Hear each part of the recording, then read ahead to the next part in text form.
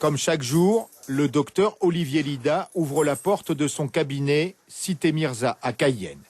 Mais depuis le 23 juillet, ce médecin généraliste vient travailler la peur au ventre. Ce jour-là, peu avant 7 heures, dans la rue près de son cabinet, il tombe nez à nez avec une femme très agressive. Je vois une dame qui s'approche progressivement de moi. Je la regarde et je la vois courir vers moi et brandir un couteau.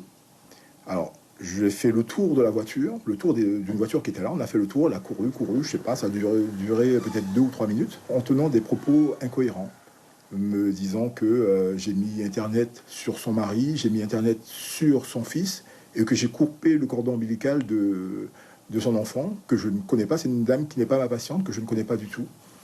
Voyant qu'elle n'arrivera pas à rattraper le docteur, la femme au couteau se dirige vers l'entrée du cabinet.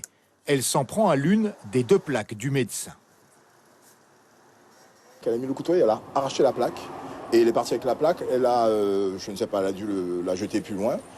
Éric Tonko est un ami du docteur Lida. Il est présent sur les lieux ce jour-là. Après la tentative d'agression, il suit la femme qui s'enfuit à pied. Puis il signale sa position à la police.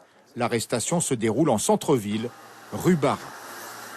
C'était vraiment la bagarre, parce qu'il y avait 3 policiers pour essayer de la tenir, quoi. Et puis j'ai bien dit aux policiers, faites attention, elle est armée. Et je crois bien qu'elle a même blessé un des policiers. Au commissariat, cette femme de 52 ans tient là encore des propos incohérents.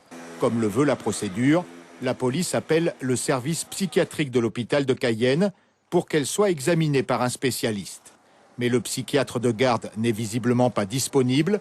À 16h30, la garde à vue est levée. La plainte du docteur Lida a été classée sans suite parce que, manifestement, donc, la personne qui l'avait agressé avait un trouble psychiatrique. Bon, on a cherché à joindre des psychiatres, on ne les a pas trouvés tout de suite. Et donc, la garde à vue a été levée. Irresponsabilité pénale. Le procureur, le vice-procureur peut décider peut prendre ce type de décision.